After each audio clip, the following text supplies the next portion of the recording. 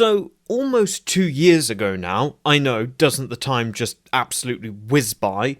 Does for me. I talked about TOS era battleships, and in that video we looked at a variety of various designs of original series battleships, some from Starfleet Battles, some from FASA, so on and so forth, and of course some from Star Trek Online. I ended up saying that my overall favourite of all these designs was ultimately the Proxima class. And well, overall I think I'm in good company with that particular conviction, especially since over the years the Proxima class has seen a huge variety of portrayals in various fan work and fan games and fan art, not least of which is its most recent incarnation in Star Trek Online. Hello everyone, this is Venom Geek Media here, and today, yes, I'm going to be talking about the Proxima again. I know, it was like, oh, how difficult, how terrible for me. I must talk about one of my favourite starships again, but I'm going to be talking about it mostly because I want to compare the different portrayals and the wide variety of different portrayals. I've got 3 here, but this is by no means an extensive list. I'm sure there are other incarnations of the Proxima out there, but we've got 3 here that I'm going to be comparing to really just show how you can portray a starship and how different people can have very different takes on what that starship actually is, even when they agree on the same basic principles. So, without any further ado, let's get right into it and start talking about the Proxima class. So, I'm going to talk about the first Proxima, the original incarnation of this ship, which you can see now. It is described by the creator as 587 meters long. However, I have rescaled it in my Venomverse head rescaling to make it not ridiculous for the time period. I have scaled it down to 390 meters long, which means that it is, of course, substantially bigger than anything else from the TOS era, but it will ultimately still be smaller than ships like the Excelsior. What we have here is a combination of TOS Constitution parts. Some of these are scaled up, like the warp nacelles, and I'm sure the saucer as well. They're scaled up and extended to pertain to its larger size. The nacelles in particular are very long. These are some very, very, very long nacelles. We also have, for its engineering hulls, well, our dual catamaran style engineering hulls, we have 2 essentially dreadnought style engineering hulls. So of course they have the dish set up where you have 2 rear facing dishes and 2 forward facing dishes, and actually the forward facing dishes also have sub dishes supporting them. And also the shuttle bay for that particular ship is then facing forwards rather than aft. There is actually a lot of validity to having multiple dishes, because these are not the navigational deflectors. These are sensor dishes. Navigational deflectors are actually mounted around the edge of the secondary hull. And you can see that on the original Enterprise. So what these actually are is just sensor dishes, and then you get an awful lot of advantage by having 2 of them. For one, you of course have redundancy and all that sort of thing, and they can be doing different things. They also have a binocular effect because they are further away from each other and they can focus in on a central target that is a long way away. And you get the same effect by having 2 on the back as well. It means that this ship has a good deal of situational awareness, which is quite important for such a battleship. Otherwise, it could get surprised out of nowhere by a gang of Klingon ships and be overwhelmed. Now, one of the key parts of the Proxima class and one of the biggest areas of differentiation that we will see between these various portrayals is essentially a bridge that connects the 2 engineering hulls together further aft.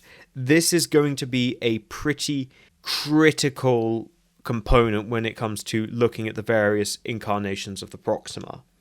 But overall, this iteration of the Proxima, it's simple, it's clunky, it's charming. It's a very, very charming, simple design. And now we'll see how it gets iterated upon. So the first iteration I'm going to talk about, it's some kind of game model. I'm not entirely sure what game it's from. I want to say Birth of the Federation, but please correct me in the comments. It's some kind of fan game. And this is a very different take from what I just previously showed you. This is ostensibly the same ship, but its execution is extraordinarily distinct. The engineering hull is the same, pretty much identical. However, everything else is different. The nacelles are shorter. We have now an elliptical saucer on which are mounted numerous phaser batteries, TMP style, which I'm going to deduct points for because I don't like that on TOS era ships, and an even thicker bridge between the two engineering sections. This is now very, very thick. In fact, they've even put windows in there to make it more functional. Now, it is worth pointing out that there is, on that original illustration, there is what looks like some kind of hatch on that bridge between the two engineering hulls. So possibly there is a feature there. But on this particular instance, they've just filled it up with windows. So do people live there between the two engineering hulls? I don't know. Maybe there's some science labs or something. But it's a lot thicker and it overall contributes to a very different look for the ship. Something that is a lot shorter and wider. Now, the intended scale, from what I can see, it was about 505 meters long, but you can work that down to about 464 meters long. Another thing to note on the saucer is that there's, interestingly, 9 impulse engines on the back. This is quite interesting and unique. We don't get many looks at the impulse setup of the original Proxima design, but it probably wasn't this robust. And this partially comes, of course, because this particular design has an elliptical saucer, so there's more space on it to have that kind of impulse engine setup. But it's certainly a very different take on the Proxima from the original. So now that brings us to the latest incarnation of the Proxima in Star Trek Online. Now, this is a highly detailed design. Some might say overly detailed. We have a circular saucer, but it's a lot bigger in proportion to the rest of the ship. It takes up an awful lot more space than the original saucer, especially proportional to the engineering hulls.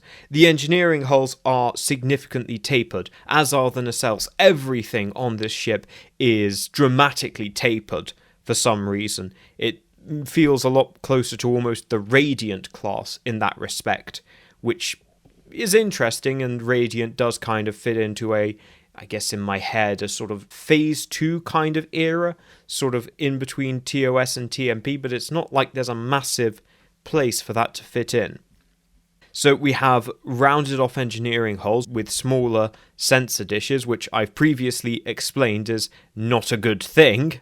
And we also have on top of the ship a dorsal torpedo pod, which we do tend to see on later iterations of the Proxima. Generally on TMP style Proximas, you'll see torpedo pods, but it does feel a little bit weird to see a torpedo pod in this time period. It doesn't really fit. It's far too aggressive for my liking.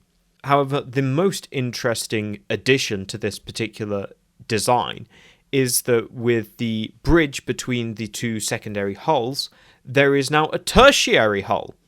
There's a whole ass new hull in there. What is that? What is it doing? Why is it there? I don't know. From the back it is blank, but on the front it seems to have a shuttle bay door. So it might be an auxiliary shuttle bay or cargo bay, but it's very, very odd. It draws attention to the center of the ship and really takes attention away from the two engineering hulls. It's clear why you have those. It's clear why those exist, in order to basically house the two warp reactors that are powering the 4 nacelles. I don't know why this is here. I don't know why. I think the STO designers were simply just afraid of a straight line. Nothing to be afraid of, but they decided to add more curvature to it. And that is something that I would definitely describe this as, is curvaceous. A very buxom design. It's a very buxom Proxima. Yes. Everything here is rounded, curved, and tapered. and in many ways it is a far cry from the very simple, blocky, clunky design that originally inspired it. In terms of scale, this one is probably meant to be about 527 meters long, which would put it in a similar kind of size bracket as the Atlas class. When it comes to TOS battleships, Star Trek Online isn't actually that bad, it's just the Klingon B9 is ridiculous. However, we can reduce that to a working scale of 395 meters. Which is very similar to the working scale for the original. So there is that. So just to round things up, this was really just a very simple summary of the various iterations of the Proxima and a look at how this ostensibly very simple design can have a lot of variations and different spins on it as the years have gone by. So actually, in terms of which of these scales down the least effectively in terms of being a sensible size for the 23rd century, at least to my taste, that's actually the elliptical one. And it basically comes down to the shape of the saucer.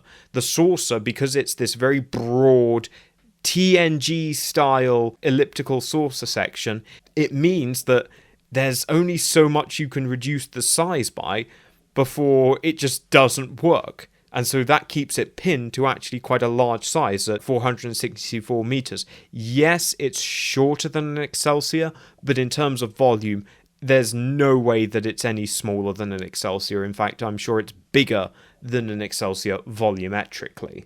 STO has some of the most scalable features. It's certainly the Proxima which is the easiest to scale, just going off of visible features, because it's a very detailed model. But once again, that does kind of pin it to certain sizes, and again, because they've gone with so much tapering and so much curvature, a lot of these things are much harder to make work, like the shuttle bay doors. You've got clamshell doors on the fore and aft of the secondary hull, and while to an extent I quite like that, in that there's this idea then of a full sort of flight deck running through the secondary hull, the problem is that if you scale it down to a sensible size, you end up with shuttle bay doors that are really too small. I mean, they become very tight, and this is all because everything is being sort of beveled and curved on this design. So you're just losing volume and losing usable space on a starship which is inherently awkward and janky, and no amount of curving and beveling is going to change that. So personally, I still prefer the original Proxima design. It works at multiple sizes. It has a really nice simple look. I love the extended nacelles. I think that's a brilliant touch, and this is something that the others are lacking. Yes, the others feel like battleships, kind of, but they feel they don't have the impressiveness of a battleship. It's not just about being big and bulky. You're kind of leaning almost towards a Starfleet battle style of design, where you don't want to make your warp nacelles any different to the original length of the Constitution warp nacelles, so you end up with battleships that are giant, but they're using like original Constitution or D7 warp nacelles, so they look silly. You're kind of heading into that territory with this kind of approach to the design. Whereas with the original Proxima, yes, they're effectively Constitution nacelles, we just added a whole bunch more warp coils to it, and it gives it quite a sleek and impressive look, whilst also keeping that simplicity that is so charming about TOS designs. And it keeps to a purely TOS style. It doesn't feel like there's other things going on here. In the elliptical design, it feels a bit phase 2 / almost 24th century in many respects. It's a very weird design, and it's not sure quite when it's aiming for. The STO one, while again very nice and detailed, it's kind of too detailed for the time period, and all this tapering, as I say, reminds me more of the Radiant class. And, then you go up in the air when that's meant to be. In fact, if you were to go by Starfleet Museum with those kind of tapered conical nacelles, you'd actually go earlier than TOS. You'd go to sort of the late 22nd century. And so overall, the only one that actually keeps to the original series and that style of design is the original Proxima. And so I think it's fair to say that ultimately, as hard as these different creators have tried, and absolutely their work is still stellar, but it is really difficult to improve on perfection. So, thank you all for watching. Leave your thoughts in the comments below.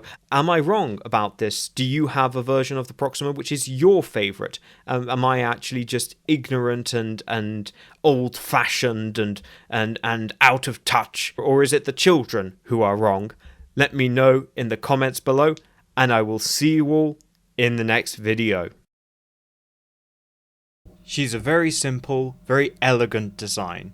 She's a very handsome woman.